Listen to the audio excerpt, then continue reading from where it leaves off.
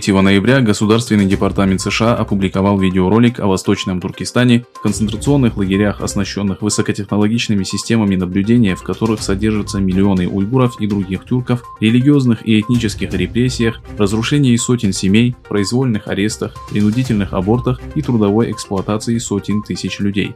Представитель Госдепартамента США Морган Ортагус сделала следующее заявление. Уйгуров заставляют выражать преданность Коммунистической партии Китая, отказаться от своей религии, отдалиться от своей национальной идентичности и культурных ценностей.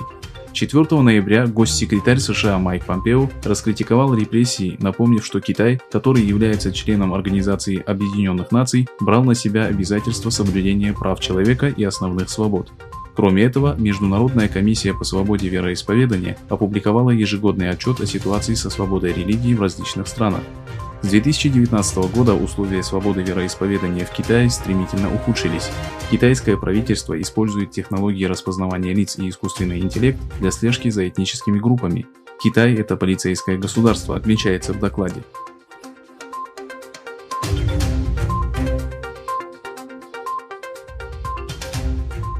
Госдепартамент США исключил исламское движение Восточного Туркестана из списка террористических организаций.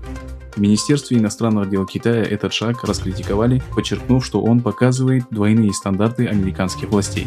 Об этом решении, по данным британского издания Guardian, в записке Федеральному реестру, который публикует новые законы и постановления, сообщил госсекретарь США Майк Помпео. Причиной он назвал отсутствие на протяжении более десятилетия заслуживающих доверия свидетельств, что исламское движение Восточного Туркестана все еще существует. Она была внесена в черный список в США в 2004 году администрацией президента Джорджа Буша.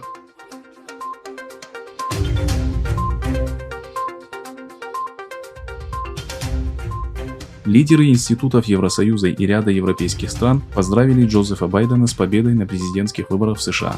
В заявлении председателя Еврокомиссии Урсулы фон дер Ляйен говорится: «Сердечно поздравляю вас, Джозеф Байден и Камала Харрис. Еврокомиссия готова усилить сотрудничество с новой администрацией». Министр иностранных дел Германии Хейко Маас сказал, что надеется на то, что западные страны снова начнут работать как одна команда.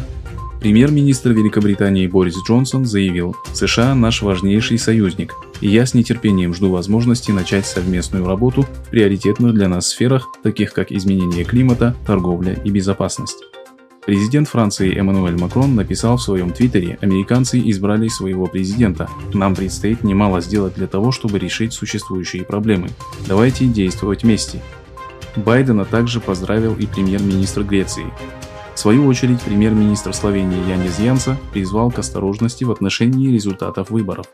Действующий президент США Дональд Трамп утверждает, что одержал победу, получив 71 миллион голосов.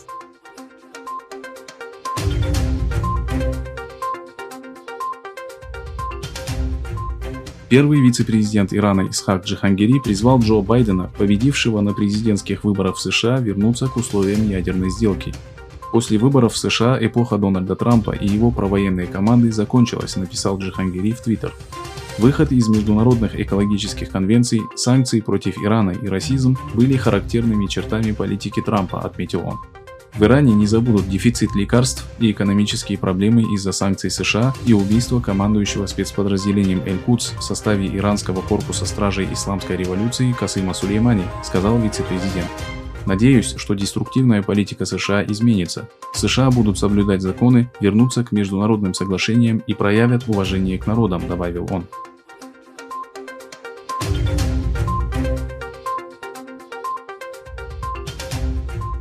Утром 6 ноября с космодрома Тайюань была запущена ракета-носитель Long March 6, которая успешно отправила 13 спутников на заданную орбиту.